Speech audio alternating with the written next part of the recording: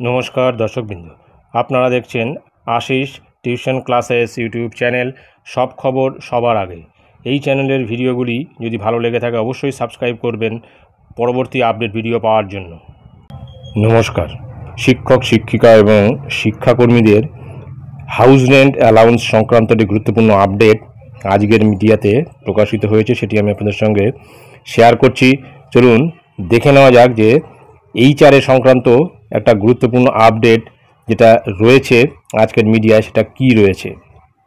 HR নিয়ে 2011 নির্দেশ ফের কার্যকর। বাড়ি ভাড়া ভাতা বা হাউস রেন্ট অ্যালাউন্স বা HR নিয়ে সরকার পোষিত এবং সাহায্যপ্রাপ্ত স্কুলের শিক্ষক শিক্ষাকর্মীদের সঙ্গে গত কয়েক বছর ধরে টানাপোড়েন চলছে স্কুল শিক্ষা দপ্তরের। এই পরিস্থিতিতে স্কুলের শিক্ষক শিক্ষাকর্মীর স্বামী অথবা স্ত্রী দুজনেই চাকরি করলে HR মাপকাঠি ঠিক রাখতে সবকটি মাধ্যমিক এবং প্রাথমিক বিদ্যালয় পরিদর্শকদের নির্দিষ্ট চেকলিস্ট মেনে নথি জমা করার নির্দেশ দিয়েছে স্কুল শিক্ষা কমিশনার। শুক্রবার ওই নির্দেশিকা পাঠানো হয়েছে।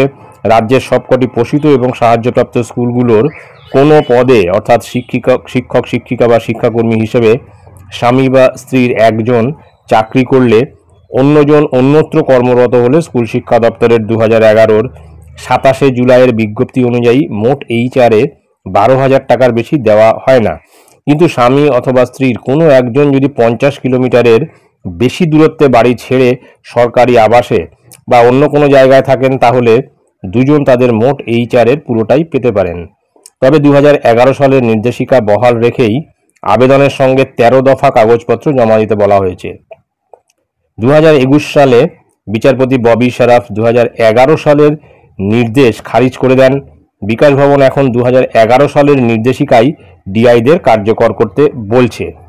তো সুতরাং বোঝা যাচ্ছে 2011 সালের যে নির্দেশিকা প্রথমে ছিল সেই নির্দেশিকা অনুযায়ী কিন্তু শিক্ষা দপ্তর থেকে বা শিক্ষা কমিশনার একটা বিজ্ঞপ্তি জারি করেছিল যে 12,000 টাকার কম বা 12,000 টাকার বেশি তারা HR পাবেন না দুজনেই যদি চাকরিরত হন। কিন্তু সেই বিজ্ঞপ্তি খারিজ করা হয়েছে বা যে বিজ্ঞপ্তি জারি করা হয়েছিল শিক্ষা কমিশনারের তরফ থেকে সেটা কিন্তু আপাতত খারিজ করা হয়েছে এবং 2011 সালেরই নির্দেশিকা কার্যকর করতে বলা হয়েছে এবং সেই মতো ডিআইদের 2011 সালের নির্দেশিকাই কার্যকর করতে হচ্ছে এখন থেকে। তো এটাই ছিল গুরুত্বপূর্ণ আপডেট যেটা আমি আপনাদের সঙ্গে শেয়ার করলাম। ধন্যবাদ।